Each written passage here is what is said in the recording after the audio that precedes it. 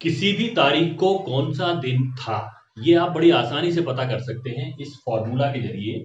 इस फॉर्मूला को jailers rule कहते हैं। एक मैथमेटिशियन हुए हैं बहुत पहले, उनका नाम था जेलर। तो उन्होंने ये फॉर्मूला बनाया है। इस फॉर्मूला के जरिए आप बड़ी आसानी से ये पता कर सकते हैं कि किस तारीख को कौन सा दिन था, बिना कैलेंडर देखे हुए। तो ये कैसे काम करता है, ये हम आज देखते हैं। सबसे पहले आप फॉर्मूला देख लीजिए। F equal to K plus 13m-1/5 plus D upon 4 plus C upon 4 minus 2c। ये फॉर्मूला है। अब इसमें देख लीजिए कि ये जो के है ये क्या है, ये के है डेट, और ये जो एम है, एम क्या है, मंथ, और ये डी है, डी क्या है, ईयर, और सी जो है वो है सेंचुरी।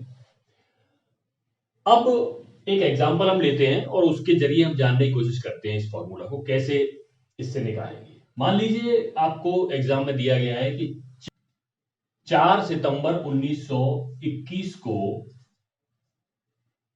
कौन सा दिन था। 4 सितंबर 1921 को कौन सा दिन था, ये आपको पता करना है। तो देखिए, अब हम अपने फॉर्मूला में ये सारी वैल्यूज फिट करते हैं और कैलकुलेशन करके निकालते हैं कौन सा दिन था। तो ये देखिए हमारा फॉर्मूला, हमें एफ की वैल्यू निकालनी है सबसे पहले। तो इसमें सबसे पहले हमें क्या लिखना है, के का मतलब है डेट। तो डेट हमारे पास कितनी है, 4 तारीख है, तो हमने लिख लिया 4 प्लस, फिर हमें लिखना है 13m-1, तो हमने ये 13 लिख लिया। m का मतलब है महीना।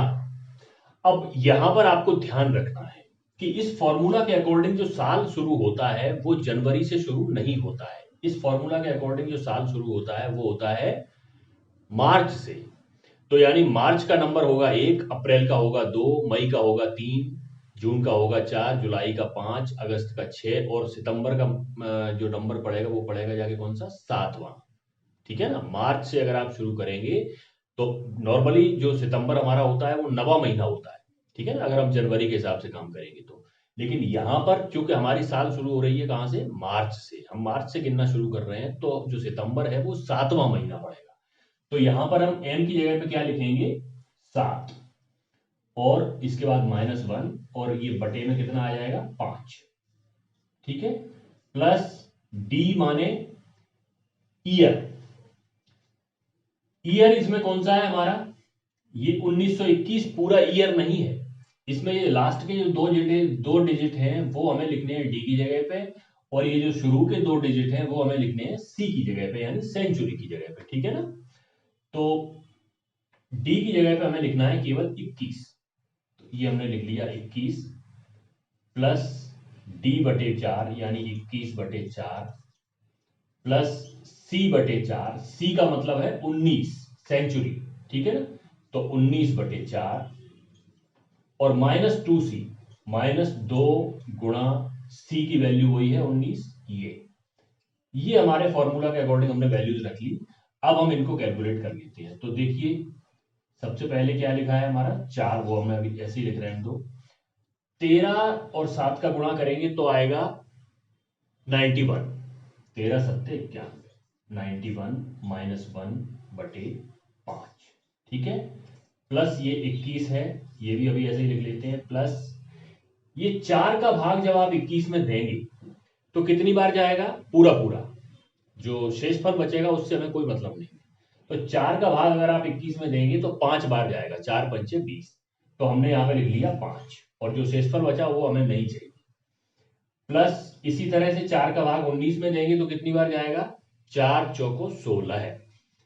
जो शेषफल बचेगा वो हमें नहीं चाहिए, तो यानी 4 बार भाग चला गया, तो हमने लिख लिया 4, और माइनस ये 19×2=38। ठीक है, अब यहां पे देख लीजिए कितना हो गया, 4 प्लस 91 में से 1 आप घटा देंगे तो बचेंगे 90, और 90 में अगर आप 5 का भाग देंगे तो भाग चला जाएगा पूरा 18 बार। ठीक है ना, 18×5=90 होते हैं। ठीक है ना, तो इसकी जगह पे मैं सीधा सीधा इसकी जगह पे लिख देता हूं कितना, 18। इसमें कोई दिक्कत नहीं है, 91 में से 1 गया 90 और 5 का भाग दे दिया तो 18, प्लस 21 प्लस 5 प्लस 4 -38। अब इसको हम जोड़ घटा लेते हैं। 18 और 4 होते हैं 22, 22 और 21 को जोड़ेंगे तो कितने हो जाएंगे, 22 और 21 हो गए 43, 43 में 5 और जोड़ देंगे तो हो जाएंगे 48, 48 में 4 और जोड़ देंगे तो हो जाएंगे 52, और 52 में से 38 घटा देंगे तो कितना बचेगा, 14 है। तो हमारे पास जो f की वैल्यू आ गई वो कितनी आ गई, 14। अब हमें क्या करना है, ये जो 14 वैल्यू आई है ये, इसमें हमें फिर से 7 का भाग देना है, और जो शेषफल आएगा उस वही शेषफल निर्धारित करेगा कि उस तारीख को कौन सा दिन था। तो 14 में हम जब 7 का भाग देंगे, 14 में हमने 7 का भाग दिया तो कितनी बार चला जाएगा, 2 बार, और शेषफल आएगा 0। ठीक है, तो शेषफल हमारा कितना आया, 0। इसी से हमें मतलब है, बस ये शेषफल से ही मतलब है। अब देख लीजिए आप, अगर शेषफल 0 आता है तो इसका मतलब है उस दिन था संडे। अगर 1 आता है तो इसका मतलब उस दिन था मंडे। अगर 2 आता है तो था ट्यूसडे। अगर 3 आता है तो था वेडनेसडे। अगर 4 आता है तो था थर्सडे। और अगर 5 आता है तो फ्राइडे था। और अगर 6 आता है तो सैटरडे था। ठीक है ना, तो यहां पे हमारा शेषफल आया है 0। इसका मतलब यह है कि 4 सितंबर 1921 को संडे था। ठीक है, क्योंकि हमारी ये टेबल बता रही है कि 0 का मतलब है संडे, तो 4 सितंबर 1921 को संडे था। इस फॉर्मूला के अकॉर्डिंग हमने कैलकुलेट करके निकाल लिया। आप चेक कर लीजिए, 4 सितंबर 1921 को संडे था। ठीक है ना, अब मैं 3 तरह के एग्जाम्पल आपको दूंगा। एक तरह का मैंने दे दिया क्योंकि इसमें 3 तरह की कंडीशन आपके सामने आ सकती है। अब लीजिए दूसरा उदाहरण। तो अब एक दूसरी तारीख ले लेते हैं, मान लीजिए कोई नजदीक की तारीख ले लेते हैं। चलिए, जैसे 5 अप्रैल 2011 को कौन सा दिन था, 5 अप्रैल 2011, 5 अप्रैल 2011 इसको कौन सा दिन था, तो इस फॉर्मूला के अकॉर्डिंग हम निकालते हैं। चलिए, एफ की वैल्यू सबसे पहले हमें निकालनी है, तो हमने लिखा है एफ बराबर के, मतलब होता है डेट। ठीक है, तो डेट हमारी कितनी है, 5, प्लस फिर है 13m माइनस 1/5, तो 13 लिख लिया, इंटू एम की वैल्यू यहां पे कितनी आएगी हमारी, हमारी साल शुरू हो रही है मार्च से, तो मार्च के लिए 1 होता है, तो अप्रैल के लिए कितना हो जाएगा, 2, तो 13 गुणा 2 माइनस 1/5, प्लस डी, डी का मतलब है ईयर, ईयर कौन सा है हमारा, 11, तो हमने लिख लिया 11, प्लस d/4 यानी 11/4, और प्लस c/4, सी का मतलब होता है सेंचुरी, तो सेंचुरी हमारी कौन सी है, ये है 20 और ये 4। ठीक है, और माइनस 2c यानी 2 गुणा c की वैल्यू कितनी है, 20, तो ये हो गया। ठीक है ना, अब इसको कैलकुलेट कर लेते हैं, तो ये 5 प्लस 13 दूनी 26 में से 1 घटा देंगे आप तो 25 बचेंगे, और 25 में आप 5 का भाग लगा देंगे तो कितना आ जाएगा, 5 ही आ जाएगा सीधा सीधा।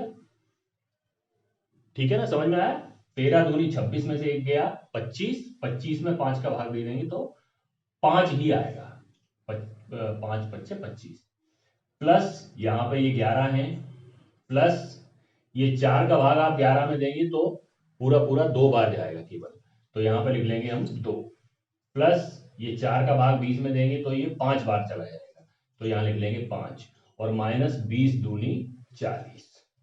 ठीक है, अब इसको जोड़ घटा लीजिए, 5 और 5 होते हैं 10, 10 और 11 हो गए 21, 21 और 2 हो गए 23, 23 और 5 हो गए 28, 28 माइनस 40, तो माइनस की संख्या बड़ी है, 40 में से 28 घटा देंगे हम तो कितने बचेंगे, 40 में से 28 घटा देंगे तो बचेंगे माइनस के 12, माइनस की संख्या बड़ी है।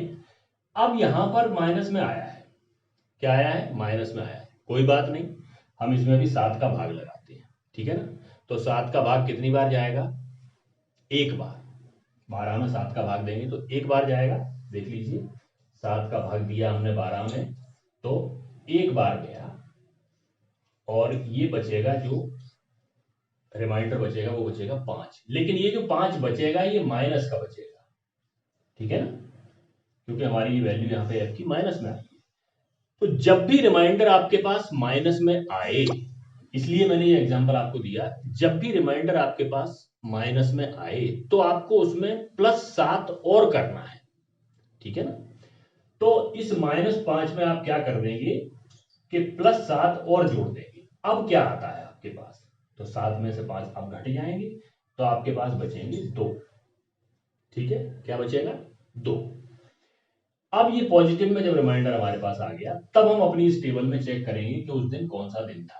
तो देखिए 2 अगर है तो इसका मतलब उस दिन था ट्यूसडे, ठीक है ना। तो इसका मतलब ये हुआ कि 5 अप्रैल 2011 को क्या था, ट्यूसडे था, ठीक है। समझ में आया। जब भी आपका रिमाइंडर माइनस में आए तो आपको उसमें उसे पॉजिटिव बना लेना है। पॉजिटिव बनाने के लिए क्या करेंगे, आप उसमें 7 और जोड़ देंगे, ठीक है। ये हो गया। एक एग्जांपल और देता हूं, जनवरी और फरवरी, इस फॉर्मूला के अकॉर्डिंग 2 ऐसे महीने हैं जहां आपको थोड़ी दिक्कत आएगी, तो इसलिए मैं एक एग्जांपल आपको इन दोनों महीनों का देता हूं, जनवरी का दे देता हूं। चलिए, तो उसमें दिक्कत कुछ नहीं है, बस आपको यही ध्यान रखना है कि हमारी जो साल है वो इस फॉर्मूला के अकॉर्डिंग जनवरी से शुरू नहीं हो रही है, बल्कि मार्च से शुरू हो रही है और कहां तक जा रही है, फरवरी तक, ठीक है ना। तो चलो एक एग्जांपल ले लेते हैं, मान लीजिए जनवरी का ले लेते हैं। जनवरी,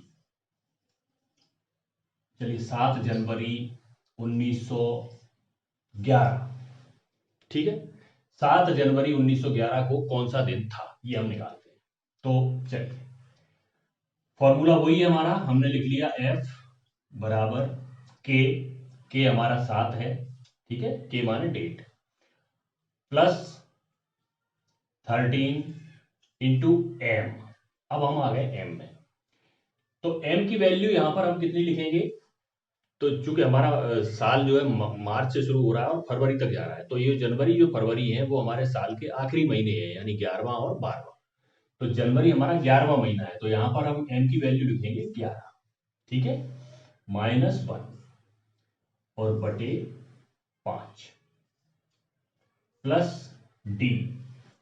डी यहां पर भी आपको ध्यान रखना है, डी का मतलब है ईयर, तो यहां पर ईयर कितना आ रहा है, 1911, लेकिन हम नहीं लिखेंगे 11, हम इसमें एक घटा के लिखेंगे। क्यों लिखेंगे, क्योंकि भले ही जनवरी को नया साल शुरू हो जाता है हमारे हिसाब से, लेकिन इस फॉर्मूला के हिसाब से नया साल शुरू होता है मार्च में, तो इसके लिए अभी भी वो पिछला साल ही चल रहा है, यानी कि 1911 का मतलब यहाँ पे हम लिखेंगे 10, केवल 10 लिखेंगे, एक घटा के लिखेंगे, क्योंकि अभी साल खत्म नहीं हुआ इस फॉर्मूला के अकॉर्डिंग, ठीक है ना।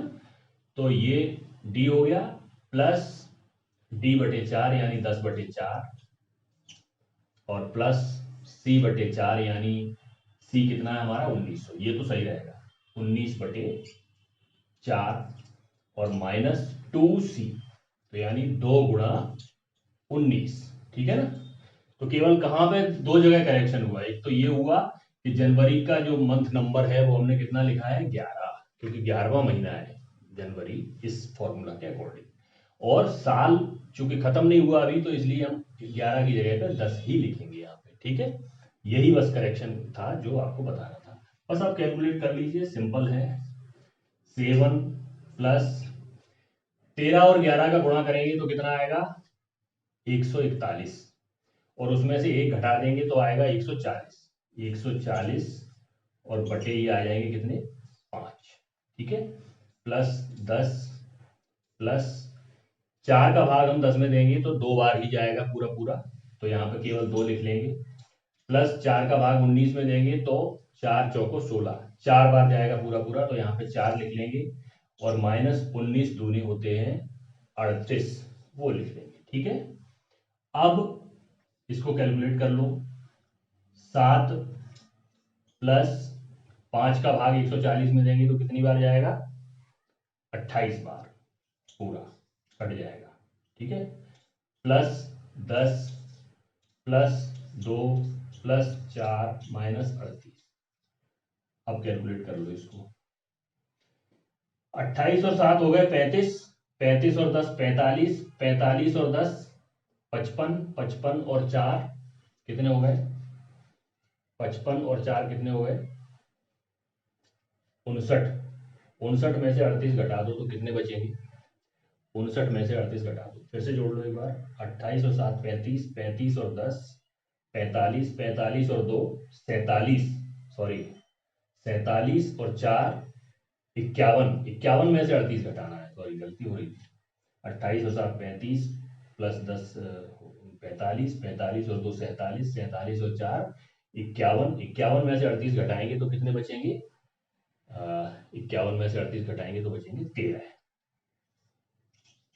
ठीक है, प्लस के आएंगे। अब ये जो 13 आए हैं, अब वही करना है हमको, इसमें 7 का भाग देना है। तो 13 में आप 7 का भाग देंगे तो एक ही बार जाएगा और 6 बचेगा हमारा शेष पर। ठीक है ना, क्लियर है, इसमें तो कोई दिक्कत ही नहीं है। 7 का भाग देंगे तो 6 शेष पर बचेगा और एक बार भाग चला जाएगा। तो कितनी बार भाग गया उससे हमें कोई मतलब नहीं है, हमें तो केवल मतलब है काय से? शेषफल से। यानी हमारे पास जो रिमाइंडर बचा है वो कितना है? 6। अब 6 के आधार पे आप देख लीजिए यहाँ पर कौन सा दिन पड़ेगा। तो 6 के आधार पे देख लीजिए, ये 6 का मतलब है सैटरडे पड़ेगा, सैटरडे। तो इसका मतलब क्या हुआ कि 7 जनवरी 1911 क्या था? सैटरडे था। ठीक है ना, चेक कर लेना। तो ये 3 तरह की सिचुएशंस होती हैं, हो सकती हैं इस फॉर्मूला के साथ, इसलिए मैंने 3 तरह के एग्जांपल आपको देके दिखा दिए। उम्मीद है ये फॉर्मूला बहुत ही सिंपल लगा होगा आपको, और आप अब कभी भी कोई ऐसा क्वेश्चन आएगा तो आप फटाफट कर लेंगे। ठीक है, मिलते हैं अगले वीडियो में। Thank you.